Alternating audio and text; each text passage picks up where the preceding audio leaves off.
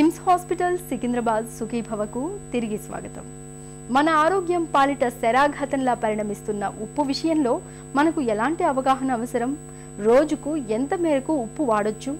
ఉప్పును పూర్తిగా మానేస్తే ఏమైనా ప్రమాదమా? మితిమీరిన ఉప్పు వాడకాన్ని క్రమంగా ఎలా తగ్గించుకోవాలి? మొదలైన వివరాల గురించి ఇప్పుడు తెలుసుకుందాం.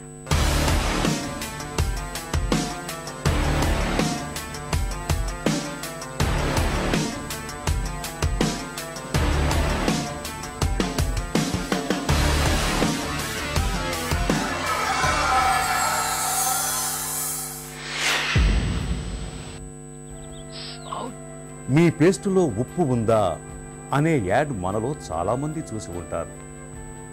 ఒకప్పుడు ఉప్పుతో పళ్ళు తోముకుంటే పేస్టు వాడమని సలహా ఇచ్చిన వాళ్లే నేడు మీ పేస్టులో ఉప్పు ఉందా అని పాతపాటే మళ్లీ ఎత్తుకుంటున్నారు. ఇదొక విడ్డూరం. మన శరీరానికి ఉప్పు అవసరం ఉంది, అందులో ఎంతమాత్రం సందేహం లేదు. నిజానికి మన ముందు తరాల్లో ఉప్పు వల్ల పెద్దగా ఆరోగ్య సమస్యలు వచ్చిన దాఖలాలు కనిపించవు. అయితే వచ్చిన చిక్కల్లా ఇటీవలి దశాబ్దాల్లో ఉప్పు తయారీ ప్రక్రియే పూర్తిగా మారిపోయింది. ఉప్పు మరీ తెలుపు రంగులో కనిపించటానికి, బాగా పొడిగా ఉండటానికి గాను ఉప్పును మరీ ఎక్కువ ఉష్ణోగ్రతల వల్ల వేడి చేయటం కారణంగా ఉప్పు స్వరూపమే పూర్తిగా మారిపోయిందని, మినరల్స్, పోషకాలు అన్నీ ఆవిరైపోయి కేవలం తెల్లని సోడియం మాత్రమే ఉప్పు రూపంలో లభిస్తోందని శాస్త్రవేత్తలు చెబుతున్నారు. ఈ నేపథ్యంలో అయోడైజ్డ్ ఉప్పు తినాలా, లేక రాతి ఉప్పు తినాలా, లేక మామూలుగా ఏ ఉప్పు తిన్నా పర్వాలేదా అనే ప్రశ్నలు కూడా చాలా మందిని వేధిస్తుంటాయి. రకరకాల మనం ఈ వ్యాపార ప్రకటన చూస్తుంటాము. ఈ సాల్ట్ మంచిది, ఆ సాల్ట్ మంచిదని. అన్ని రకాల సాల్ట్లు దాదాపు ఒక రకంగా ఉంటాయి. ఉప్పులో ముఖ్యంగా సోడియం క్లోరైడ్ ఉంటుంది. మన దేశంలో ఇప్పుడు ఐడియల్ సాల్ట్ మాత్రమే అమ్మాలి కాబట్టి అన్ని ఉప్పుల్లో కూడా ఐడిన్ ఉంటుంది.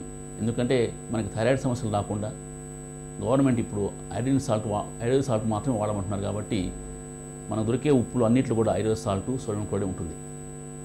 రాక్ సాల్ట్ వల్ల పెద్ద ఉపయోగం ఉండకపోవచ్చు. అందులో సోడియం కాంటెంట్ తక్కువ ఉంటారు కాబట్టి అందులో పెద్ద తేడా ఉండకపోవచ్చు. కాబట్టి మామూలు సాల్టే వాడండి, డాక్టర్ చెప్పినట్టే వాడండి. మామూలుగా కల్లుప్పు అని రఫ్గా ఉంటుంది, అది దొరుకుతుంది. టేబుల్ సాల్ట్ షాపులలో చాలా అందంగా ప్యాకెట్లు దొరుకుతుంది. అదే రాక్ సాల్ట్ లభ్యమవుతుంటుంది. అయితే మన దేశంలో WHO సూచన ప్రకారం ఇప్పుడు ఐడియల్ సాల్ట్ మాత్రమే లభ్యమవుతుంది.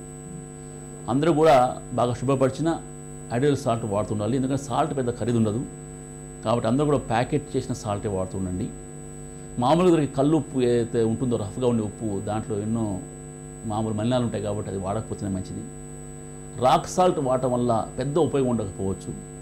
మామూలు టేబుల్ సాల్టే, అంటే మనకు షాపులో లభ్యమైన టేబుల్ సాల్ట్నే, ఈ ప్యాకెట్లో లభ్యమైన సాల్ట్ని డాక్టర్ చెప్పిన సలహా మేరకు వాడుతూ ఉండండి. నాణేనికి రెండు పార్శ్వాలు ఉన్నట్టే ఉప్పు కూడా రెండు వైపులా పదునున్న కత్తి లాంటిది. మితంగా వాడితే చక్కని ఆరోగ్యానికి బాసటగా నిలుస్తుంది. అతిగా వాడితే అనారోగ్య వారధిగా తయారవుతుంది. నిజానికి ఉప్పు ప్రభావం అందరిలో ఒకేలా ఉంటుందని చెప్పలేం. వ్యక్తులను బట్టి మారుతుందని డాక్టర్లు చెప్తారు. నిత్యం వ్యాయామం చేయటం, చక్కని పోషకాహారం తీసుకోవటం,